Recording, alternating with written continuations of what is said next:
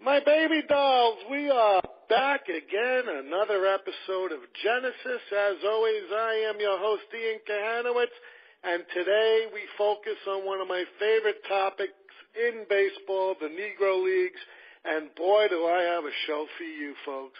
As you know, I've had Leslie Heffy on the show a couple of times talking about the history of the Negro Leagues. We've also dealt with the Negro Leagues up in black baseball and culture up in Minnesota a few months ago. And today we are looking at Negro League baseball in a whole together new light. A great book came out a few years ago, The Setup Men, Race Culture and Resistance in Black Baseball. It was written by Sarah L. Trembanis. She's here today. We're going to get to her and the book in a second. And I know what you're thinking, because anyone who picks up this book, they say The Setup Men, and I'm like, hey, that's a middle inning relief. We're going to get to Sarah. We're going to see why she named it The Setup Men, because it all makes relevance when you talk about Jackie Robinson and Larry Doby and even Satchel Paige. They were the closers, and we're going to get to that. I don't want to tell the story, but Sarah will. But in the meantime, you are listening to the Comfortably Zoned Radio Network. We have a lot of great programming. We got Golenbach's University with Peter Golenbach.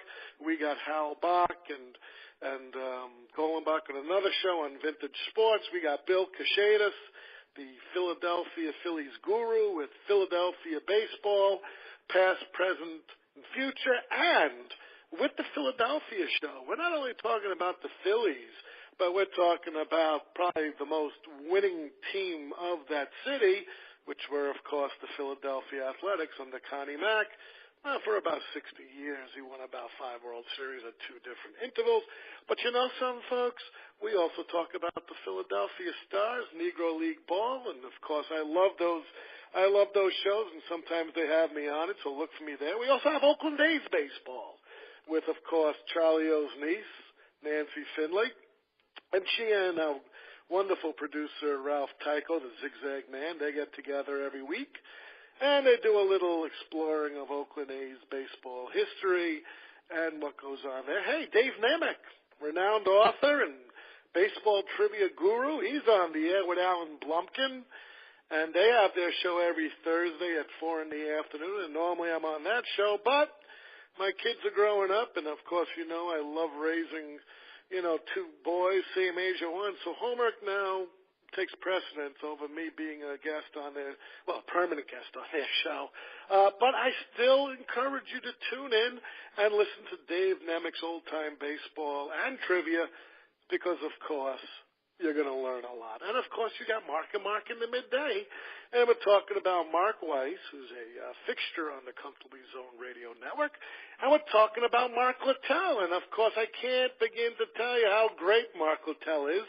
Of course, he was the Kansas City pitcher who gave up that famous home run to Chris Chambliss in the 1976 American League Championship Series back in 1976, which sent the Yankees into the World Series for the first time in 12 years. Of course, they lost to the Big Red Machine that year, but of course, Mark Littell will ever live in infamy as the guy who gave up that home run. And you know something? He's really a nice guy. He's in all my Facebook pages, and of course, you folks know I got about 20 of them. And of course, you folks know I speak about the obscure stuff of baseball, and the Setup Men is no different, because we're looking at things in a different angle here. You see, we're going to be looking at philosophy and sociology and the kind of pushback that the African American communities had in dealing with this segregation that, by the way, never had any written laws. It was just a gentleman's agreement. And if you even want to go back further, we had Professor Deborah Shattuck on the show earlier in the year. And, of course, with Professor Deborah Shattuck, we learned that, look, baseball was built and set up as exercise. It was unisex. It wasn't just one sex. Women played it. Black Americans played it. Everyone played it. The problem started post-Civil War.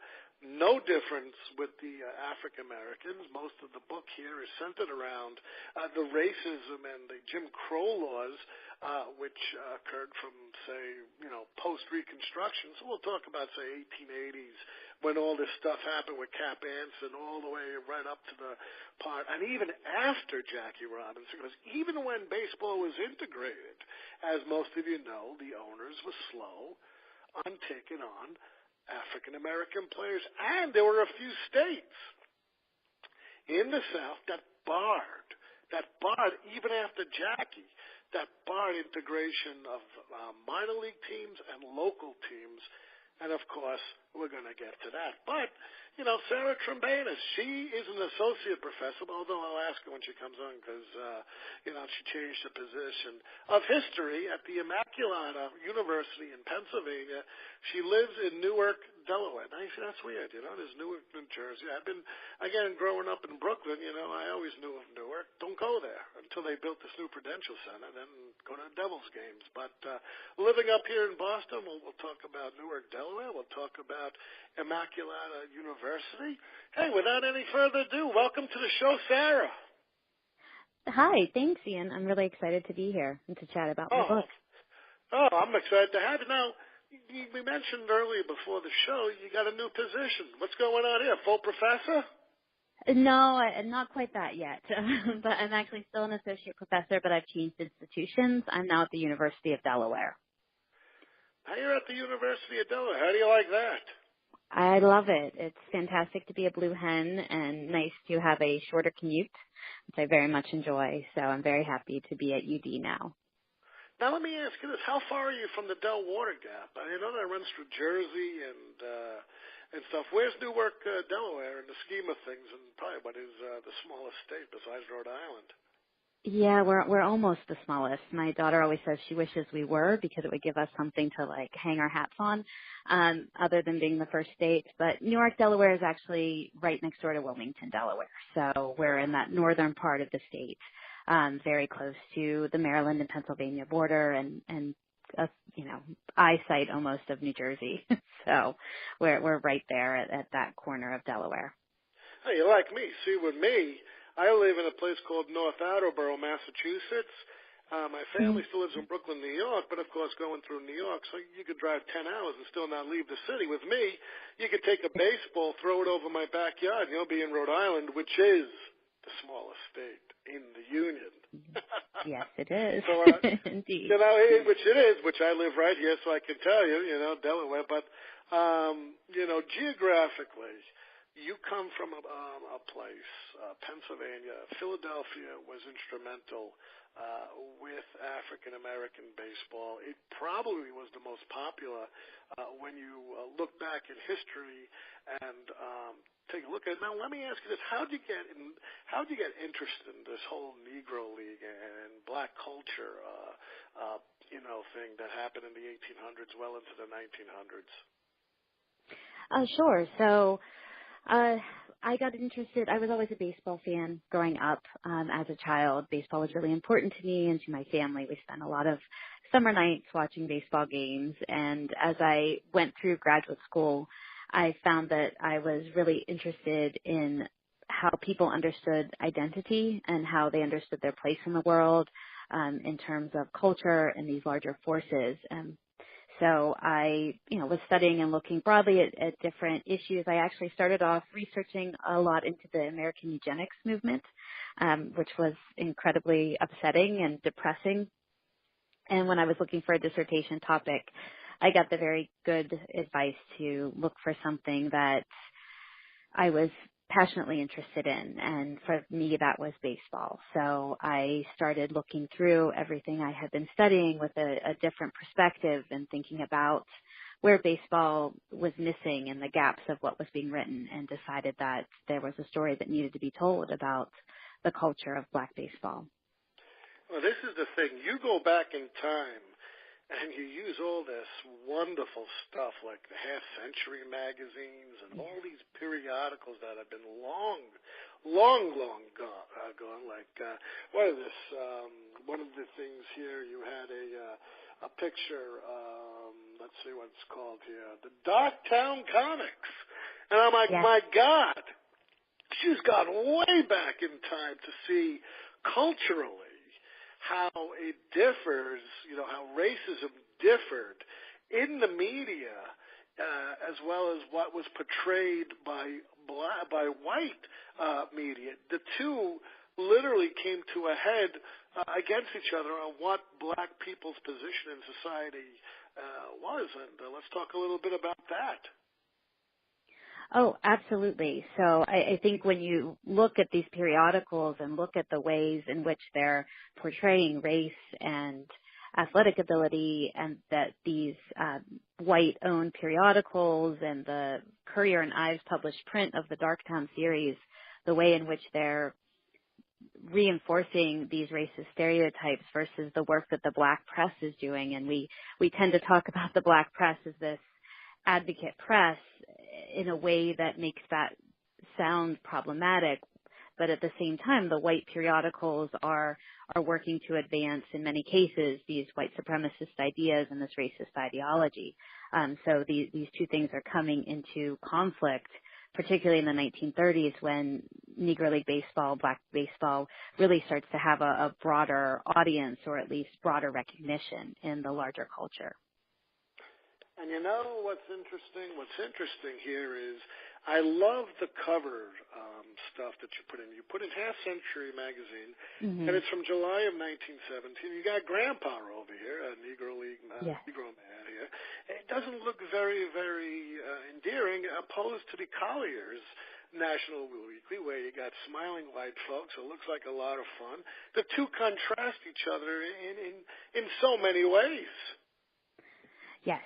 Absolutely. And I will say Half Century magazine was such a wonderful find as a historian. I was very fortunate in that my grad school, William & Mary, their library happened to have all of these copies just printed out and bound that I could go through. So I felt very fortunate to find them. But it was fascinating to see the way Half Century, which is a magazine that's appealing to a growing black middle class, that's coming up during the time of the Great Migration, is trying to lay claim to America's pastime, trying to lay claim to the privileges of whiteness in terms of sport. A lot of their other magazine covers that I did not use because they weren't as relevant to baseball were black women playing tennis and posing in other kind of athletic apparel, trying to claim these signifiers of middle-class whiteness for the black community. Now, there's two periods here that were huge and instrumental both in American society. Number one was the early 1880s, and number two was 1915. And I'm going to lay out the scenarios for you, and then you could comment. Again, Reconstruction ends in 1876. What people don't realize is that the North punished the South for the whole Civil War. There was, you had carpetbaggers going down and scalawags. I learned all that back in college. There was really a resentment. Not only did they lose the war, they lost their economic, their biggest factor, which was slave work, for their economics of cotton and all their now they have to pay them, and now they're going to have to give their lands up, and now they're being forced to do something they didn't want to do. So 1876 comes, that corrupt bargain, which again puts Tilden out of the picture, although I think he won the popular vote, and puts Rutherford B. Hayes in there. So that's the first part, and of course you get the backlash with all these, in recent weeks you have all these statues of all these Confederate generals. They were put up right after the North got out. It wasn't put up right after. In fact, Robert Lee said, "Hey, look, I don't want a statue of me. I wasn't for, for slavery. I was for my home state of Virginia."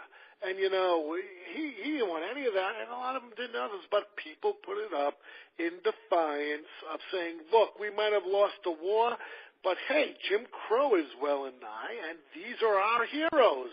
Come and get us." Now, that was one point of it. And number two, which I was looking throughout your book, was The Birth of a Nation. And that was D.W. Griffiths. And you know something? Its message was clear right there.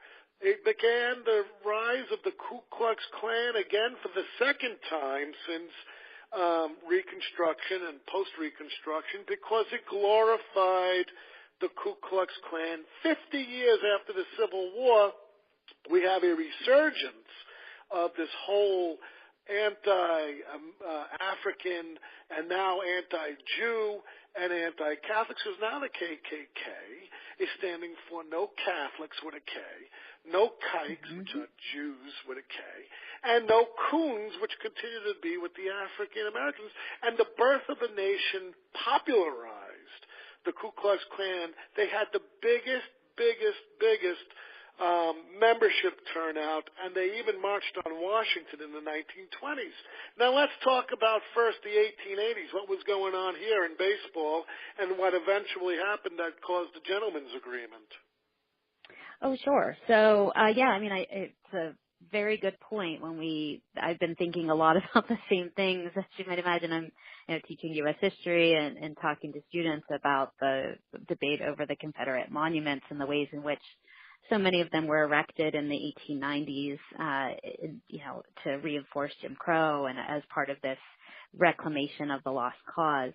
But absolutely. So the story of baseball, as you mentioned earlier, is so interesting because it did start out as leisure, as recreational leagues, and there have been historians who I think have argued pretty convincingly that one of the steps in making it a professional league and giving it professional respect was pushing out African Americans from the league, and then from the leagues, I should say, and the teams that were considered professional. And so specifically what you have happening is that you do have African American players participating in the professional teams that were there at the time, until you have the famous Cap Anson incident where, according to most accounts, he tried to refuse to participate in the game because the other team was an integrated team. He was told then that they would have to forfeit if they did not play. They continued on with the game, but at the end of the season, at the meetings, they decided that they would no longer allow African American players to participate. So they allowed contracts to run out on the players who still had them, and began the period of the gentleman's agreement, where professional Major League Baseball owners refused to hire non-white players, largely black players. The issue of players of color from other backgrounds is a little bit different and more complicated. Now let me ask you this. Now again, you have Moses Fleetwood Walker and his brother. Now I posted something the other day. You see, his brother, Moses' brother, don't get a lot of attention here. But the thing is he wrote a scathing letter, his brother, saying, how could you do this when, there was no laws on this? And now these guys are getting pushed out to purify the sport. Yeah, absolutely. And I always find it fascinating, the Fleetwood Moses Walker story as well, because he had a connection to Steubenville, Ohio, which is right near where I was born, Toronto, Ohio. So he was kind of a local story that was largely ignored until the last 20 or 30 years. But absolutely, you have real protest and anger among these players that hasn't gotten a lot of attention, and most people who only follow baseball popularly just believe it was an all-white sport until Jackie Robinson showed up. But you did have, particularly the Walker brothers, were very clear in their beliefs and their public statements about the racism and the way in which this color line was unfair. Well, the thing is this, that we even have to step back even further here, because I'm going to get into three ideologies that you give throughout your book. But you know what? I put them all together. But even before that, this is what I want to do. These guys who suffered under the gentleman's agreement from the late 1880s to the 1940s, they were called the setup guys. Let's talk about that. Sure. So I end up calling them the setup men. It was a kind of late thing for my book. Initially, the dissertation was called "They Opened the Door Too Late," from the Cool Papa Bell quote.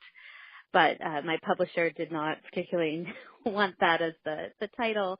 And so we went back and forth a bit, and I spent some time thinking about the ways in which these players really opened the door and what that meant. And the closest baseball analogy that I could come up with for it were the setup men, that you have the idea of these middle relievers who don't get paid very much, relatively speaking, in terms of the world of professional athletes, whose names are unknown, who, only the really hardcore baseball fanatics will know about them, who have no statistics that are recognized by Major League Baseball, but who often make the wins possible, who make the glory of the relief pitcher, of the closer possible. And I thought that the analogy there between the setup men and what these Negro League players were doing, where they were also relatively poorly paid, where they toiled in obscurity, and where most people don't know their names. I thought that the analogy was apt and a good way to frame the book. And you know something? These games were not documented. So like you mentioned in your book, you can never say, hey, Josh Gibson was the greatest, home run hitter, because there's nothing to document that he was just as great as Babe Ruth. Exactly. There's nothing, because these guys had to carve a niche out of what was being dealt to them, and that was racism. And here we are, separate but equal, Plessy versus Ferguson, 1896. And you write about the Pullman cars in your book, and it just bang right into my mind, saying, you know what? That's what the whole Plessy versus Ferguson case was about. It was about just the cars. Yes, separate but equal will be allowed, and guess what? Every institution in America had separate but equal, separate toilets, separate water fountains. Even Woodrow Wilson in the 1910s, I think 13 or 14, signed legislation that says when you work for the federal government, you will be in separate quarters. You will eat in separate lunchrooms. You will have separate fountains, everything. So everything related to this one case. But now we have to carve out a niche. And now African-American communities are growing, as you mentioned, because of Migration North, okay? But they're still not allowed to play baseball because of Cap Anson. But baseball becomes a source of pride and revenue in African-American culture, especially in the North, but in the South as well, because in the South you really have to watch yourself. You could actually get lynched if you disobey an ordinance. Let's talk about the African-American culture and how baseball affected it. Oh, absolutely. So, yeah, I often think when I think about the ways in which, baseball meant so much for culture and for African-American communities, that you have so many things going on, and it's, as you point out, part of it is just revenue. With the growing demographic shift of the Great Migration, with all of these particularly young black men coming to the North from the South, there was a demand, and it was good for business to have professional black baseball teams. That was good for the communities, good for the economics, and it meant a lot to those communities. I think with this, what W.B. Du Bois was often talking about, where he was against official segregation, but very much promoting black businesses as a way for communities suffering from segregation to be able to succeed and survive at that time. And at the same time, you have baseball it's the symbol of Americanism. It is the American pastime. I was listening to your podcast with Gerald Gems the other day, talking about how baseball and boxing were so significant, and really how Americans saw themselves during this time period. And so for African Americans who are cut out from so much of the American experience, who are allowed in the armed forces but only in segregated portions, who, as you know, are allowed into portions of the federal government but again in a segregated way, being able to claim and celebrate some form of Americanism and American meritocracy, which is what baseball symbolized, was crucial for the ways in which those Black urban communities, particularly in the North, came together and created a sense of identity. Now, with this sense of identity, you have three philosophies from three different guys. One of them you mentioned was W.E. Du Bois, and then you have Marcus Garvey, and you have Booker T. Washington. Let's just talk about Garvey and his philosophy, and Booker T. Washington and his philosophy, and then we'll get in how all three of them applied to the baseball, the whole psychology of what was going on in these guys' minds when they were playing. Sure, absolutely. So I can start with Washington first, if that's okay, since he kind of chronologically starts us off. Booker T. Washington's a really fascinating guy. He kind of takes the charge of the national leadership, as it was, of African Americans, or the kind of the voice of African Americans nationally after Frederick Douglass. And the two did interact a bit. Washington was always quick to let you know of any connections he had to Frederick Douglass. But Booker T. Washington's kind of philosophy is largely about accommodation, about cooperation and accommodation. He famously said, in all things social, we can be as separate as the fingers, but we can still work together as the fist. And he starts the Tuskegee Institute and other programs basically as a way to have African Americans in the South gain access to vocational training. And his belief was that if African Americans worked hard, stayed kind of in their lane in these specific jobs, that eventually things would improve in terms of race relations more largely in the country, but that it was the responsibility of African Americans not to protest, but to kind of accept their station and make the best of it, do the best they could for themselves economically and for their families and for their communities. Du Bois then is a reaction back against him, saying that segregation is not okay in any way. And then you have Garvey, who pushes everything much further. Garvey himself is an immigrant from Jamaica. He has a very interesting worldview. He starts to come to prominence in the 1920s and gains a following largely in northern cities, often among new migrants and new immigrants into those cities. And his philosophy is of separatism. His philosophy is one that celebrates kind of pan-African diasporic achievements, the achievement of African cultures in the past, and his goal is to start a repatriation program. He wants to assist people with his Black Star Line in going back to Africa. Du Bois hated him. He made fun of him, said he was an angry little fireplug of a man, and really resented the ways in which Garvey was tapping into the anger that many African Americans felt at the system, whereas Du Bois was looking to a different form of racial protest. And all three of these philosophies ended up in an organized Negro League by my good friend over here, Rube Foster, who was a great pitcher. Mm-hmm. What was he on? The Chicago Union Giants, I think he played for? I forget. Yeah, the Chicago American Giants and the Leland Giants.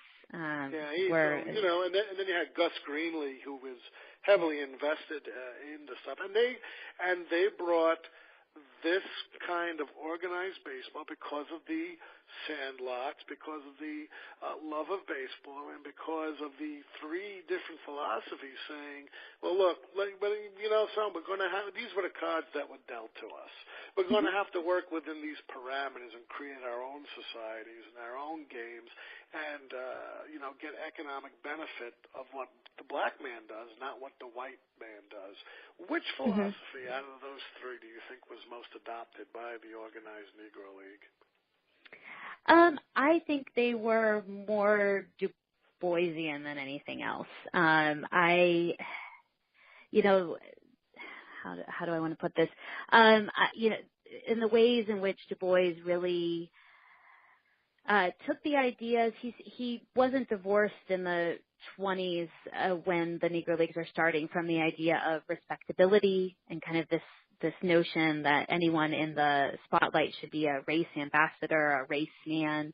And that's something that the Negro Leagues very much put forward at the forefront, that their players needed to be beyond reproach in terms of how they represented the league and the team. And at the same time, they were claiming, in some cases, this idea of the benefit of their programs and their leagues and their teams for the Black community. Garvey, who was a huge sports fan, and when he's exiled later, he's writing about Joe Louis and doing all of those other things. He would have wanted the league to take a more strident approach. And I think Booker T. Washington would have thought that people like Rube Foster, who were trying to talk about Black self-sufficiency, and that they were going too far. I think that the Negro Leagues were really their best kind of paired as a Du Bois model. Now let me just say something, because Mm-hmm. I've done enough work on some of the key players here. One of them is Judge Landis, who I told you before the show. We'll get into a discussion about him. Yes. Another one is Effa Manley, because with Yes. Effa Manley is so important. First, I want you to talk a little bit about Effa, and then we'll go in and we'll see her philosophy, because she loathed the fact that Major League Baseball were just taking bits and pieces. She wanted full integration of teams into Major League Baseball. She just didn't want Jackie Robinson here, Larry Dolby here. She wanted a profit and make it like the Negro Leagues were, and tell you the truth, you look back to it, they were equal to Major League Baseball. Let's talk about Effa. Oh yeah, I'd love to talk about Effa. She is a great delight to read about. She just is a unique figure completely, and she's now part of the Hall of Fame, which is absolutely fantastic. I was joyous when I saw that she made it. So yeah, Effa Manley suffered for this. She was a woman who had been active in Black politics even before she got involved in Negro League Baseball. She had been involved in some economic boycotts and programs in Harlem to try to get white employers to hire more Black employees, because they were profiting off of Black customers but not employing African American workers.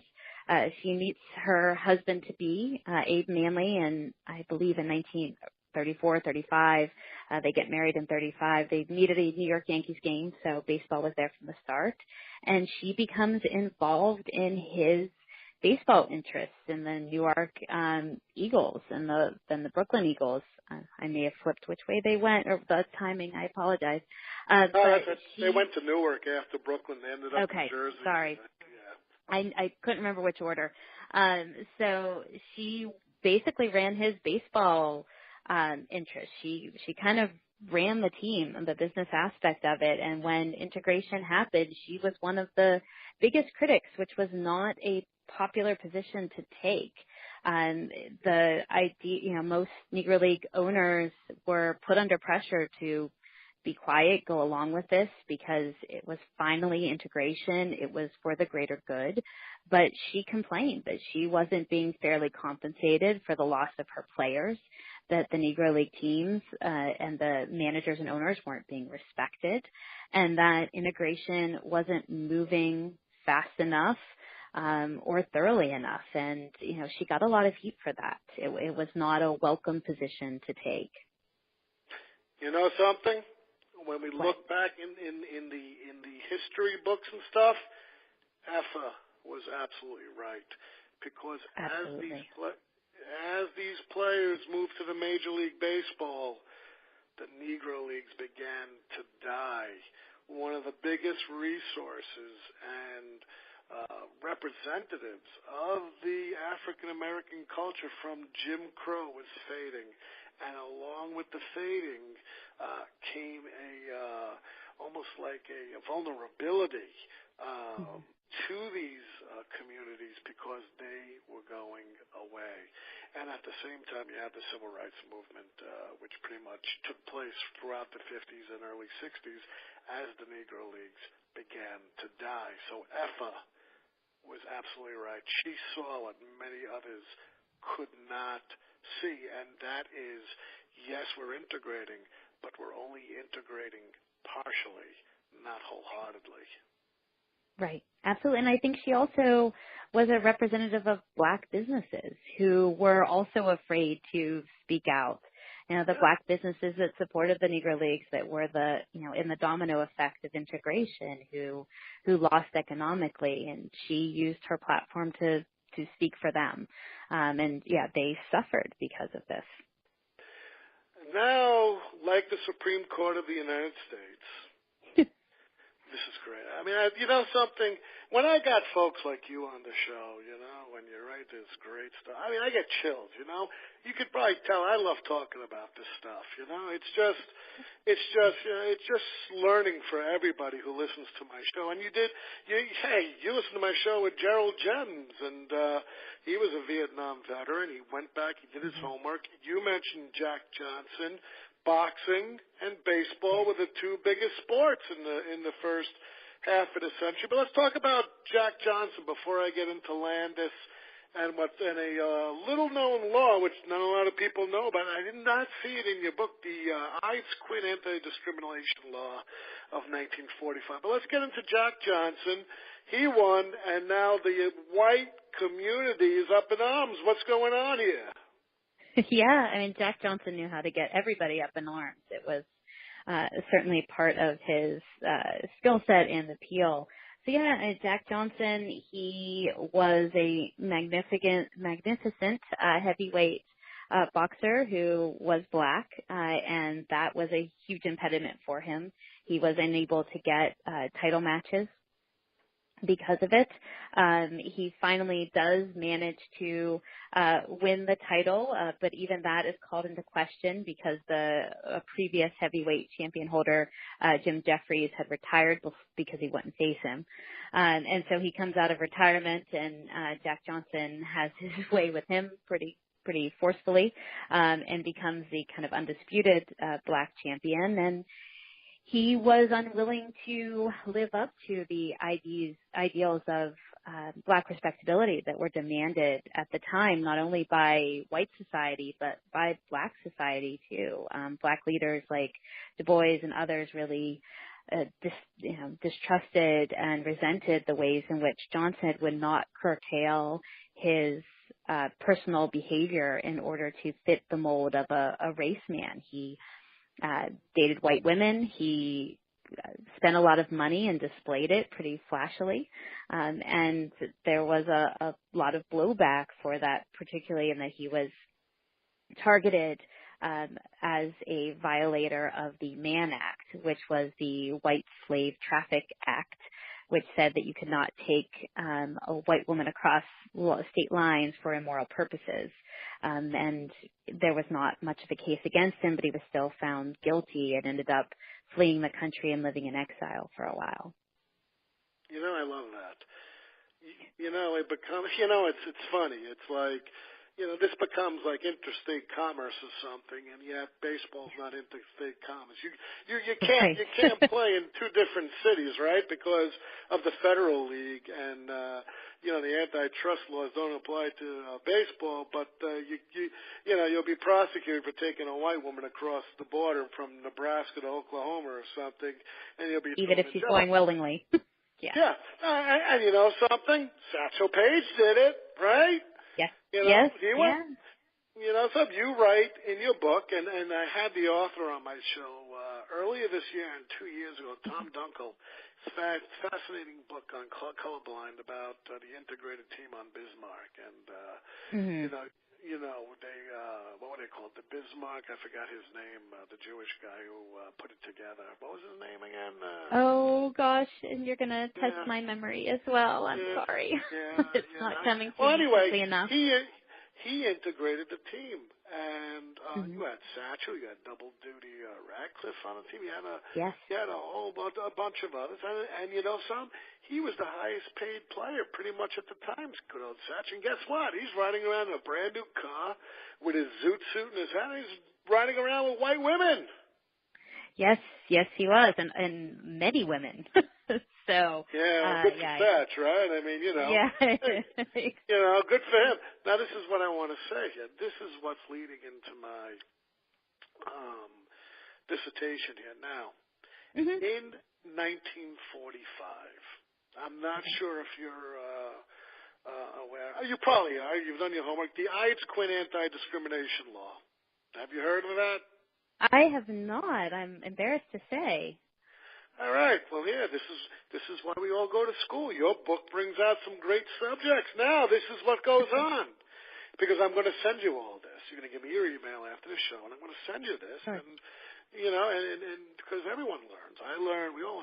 What happened was on January 1st, 1945, Thomas Dewey, governor of New York, signs into law the Ides-Quinn Anti-Discrimination Law, which specifically said making it unlawful to refuse to hire or discriminate against a person due to race, color, religion, or national origin.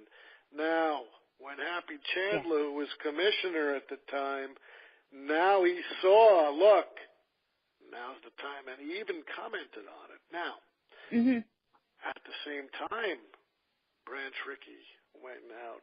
Right after this, he knew he can go out and get a Negro League player. But here is what, and I'm going to send you this, and I want you to look it up because Chandler did comment on this, because what was baseball worried about at the time? Revenue. And if you're going to integrate the game, people are not going to come to the stadiums to watch African Americans play with white players. It was the almighty dollar, okay? And so even though Judge Landis died in 1944, and he gets a bad rap, terrible rap, and I'm going to dispel that in a second. Right here on my show, we're going to dispel all this stuff, and I'm going to send you my proof. Okay. They were not rushing to integrate the owners. No. He died in November of 44. Jackie didn't make it to the league until 47. He played in the Monarchs up in Montreal. Not the Monarchs. Was it the Monarchs? I forget. He was with the Montreal Royals. He was with the the Royals for Dodgers. Yeah. In 46. Yeah. He was for the Royals, but he did play for the Kansas City Monarchs, I think, for half a season. Yes. Match. Yeah. I think, So he went up to Montreal, and then he was able to integrate because New York made it illegal with this act to prohibit in the workplace. And again, it's still not part of interstate commerce. It's not a business baseball, right? But the state of New York and Branch Rickey is colliding with this antitrusting. Now, we get to my man here, Judge Landis. All right, this is where history is going to have to rewrite itself.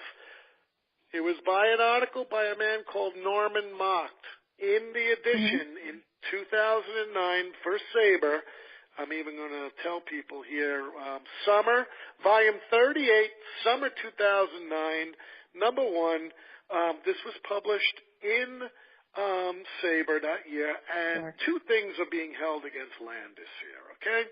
Because you wrote in your book, hey, Landis vehemently opposed it. No, he didn't, and this is why.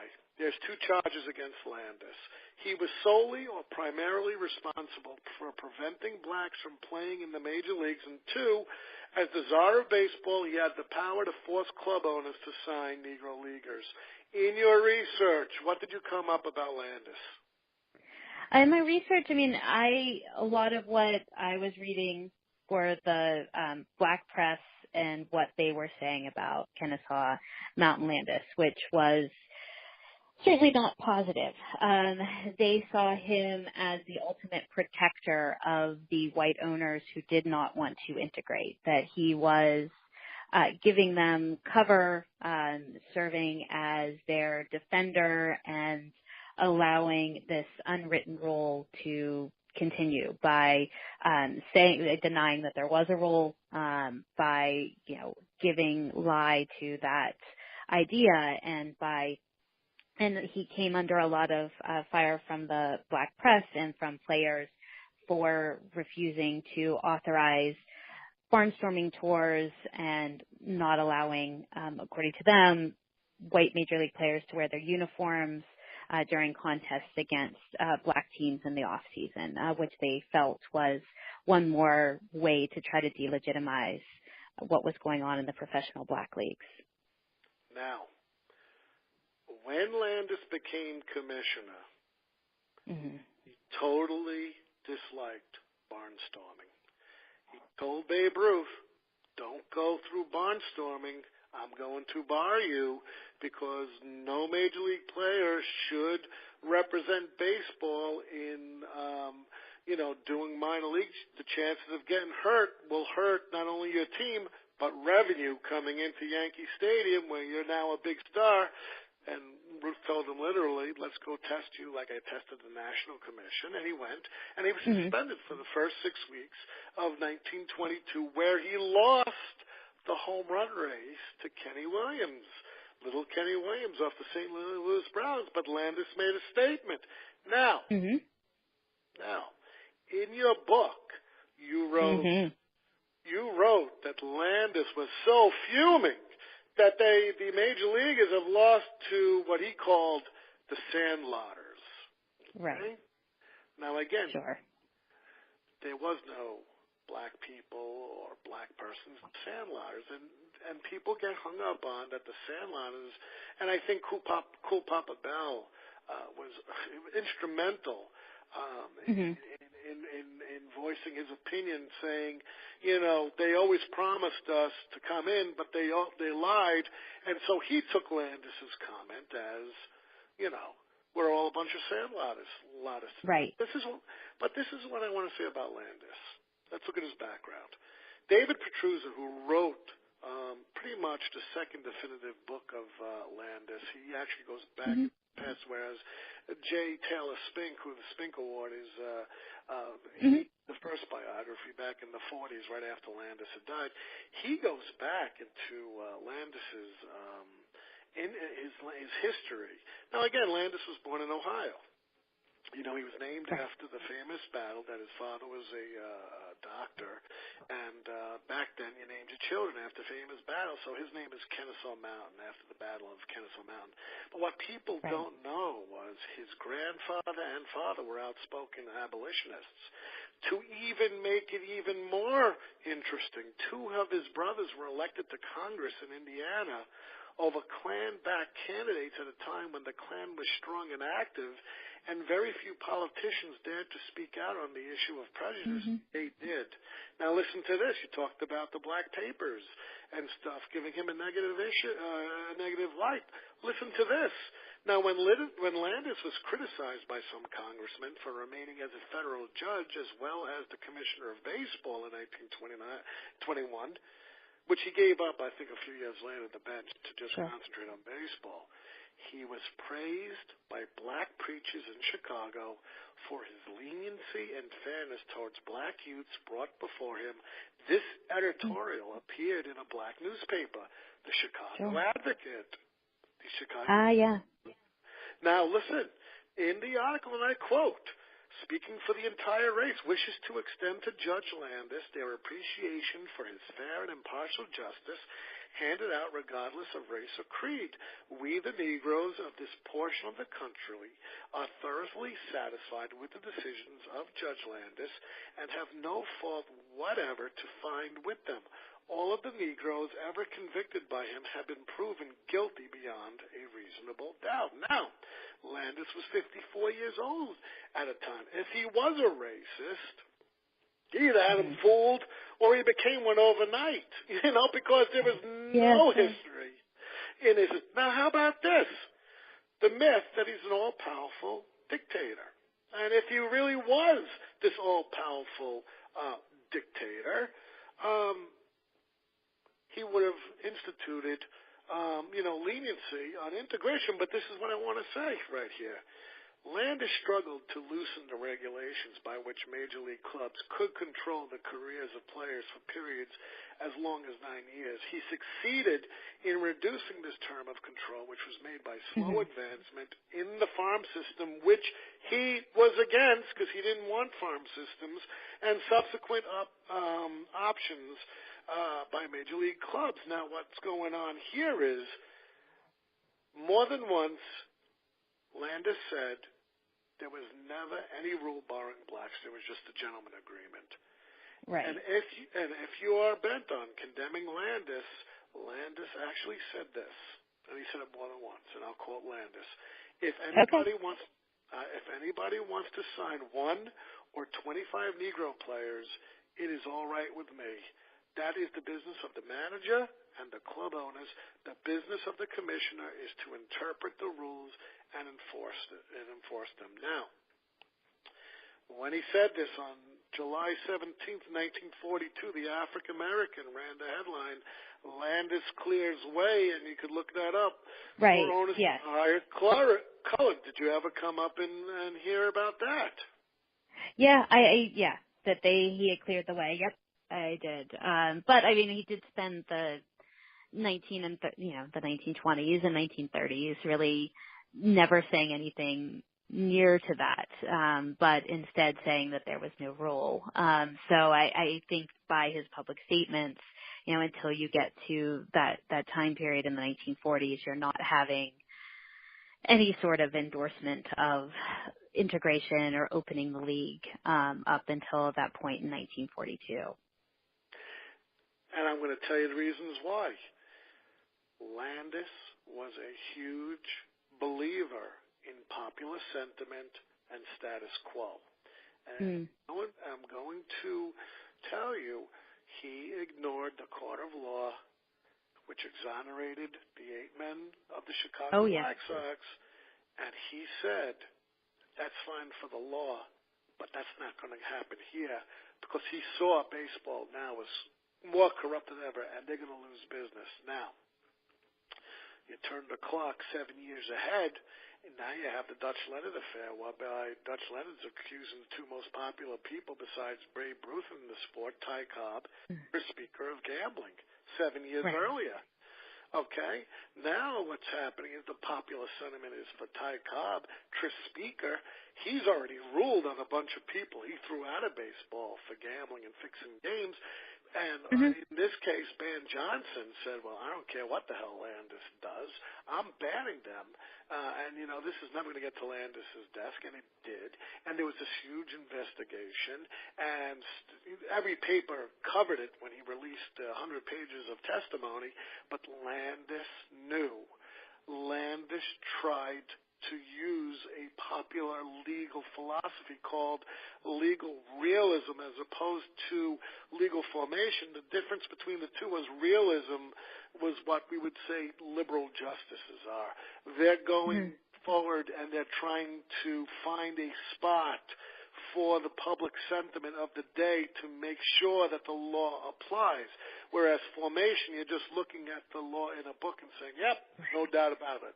Landis was a creature of popular sentiment with the Ty Cobb case, and he was a popular sentiment during the Depression and the 20s because he needed people in the ballparks.